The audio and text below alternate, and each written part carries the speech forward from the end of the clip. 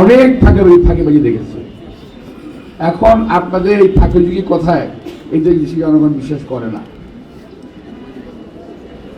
আপনারা বলেন ওই মির্জা আব্বাস সেটা বিএনপি এটা করে সেটা করে নাই।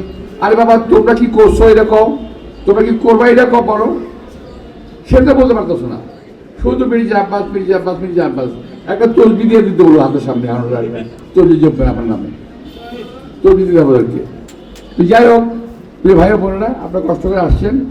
বিশেষ করে আজ এই সুপার মার্কেটের আমার যে ভাইরা আছেন, আপনারা এখানে ব্যবসা করেন, অনেকে এখানে থাকেন। হ্যাঁ,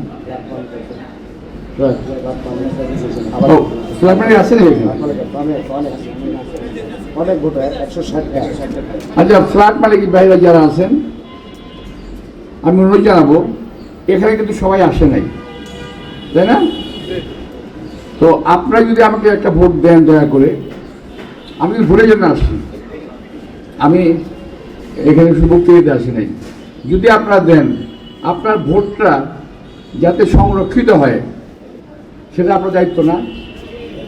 তাহলে আপনি অন্তত আরও 10টা লোককে বলেন যে মির্জা আব্বাসকে ভোট দিয়েন, আরও 10টা লোককে বলেন যিনিও আমাদের পুরোভাবে পরীক্ষিত লোক, মানুষকে বলেন যে ওনার সঙ্গে অপপ্রচার বিশ্বাস করবেন না, মানুষকে বলবেন যে ওনার প্রতি বিভ্রান্তি সঞ্চালনা হচ্ছে, বিশ্বাস করবেন না।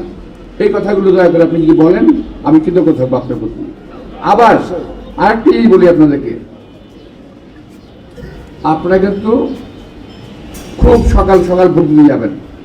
আমি বলবো না যে নামাজ পড়েই চলে যান, তুই যান, ভোটটা দিয়ে আসবেন। যে ভোটের জন্য আমরা 17 বছর কষ্ট করেছি, সেই ভোটের জন্য কি আমরা 17 মিনিট কিংবা 17 ঘন্টা অপেক্ষা করতে পারবো না? যদি প্রয়োজন হয়, ভোট পোলিং সেন্টার থেকে ভোটের রেজাল্ট ঘোষণা হওয়ার আগ পর্যন্ত ভোট দিয়ে আমরা ওখানে অবস্থান নেব, কিন্তু ভোট গুণে বলে যেতে হবে কে কত ভোট পেয়েছে।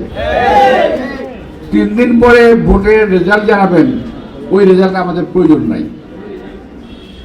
তাহলে আমরা বুঝেই নেব যে আপনারা সঠিক রেজাল্ট দিবেন না।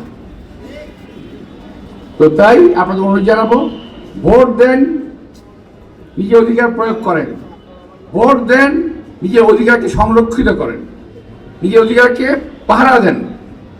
আমাদেরকে অধিকারকে পাহারা দিতে হবে, যে অধিকার আমরা অর্জন করেছি। আমাদের বহু ভাই বোন জীবন দিয়েছে, আমাদের বহু নেতা কর্মী ভাই বোন দেশে মানুষ জীবন দিয়েছে। আমরা আর কোনো অপশক্তির হাতে পড়তে চাই না।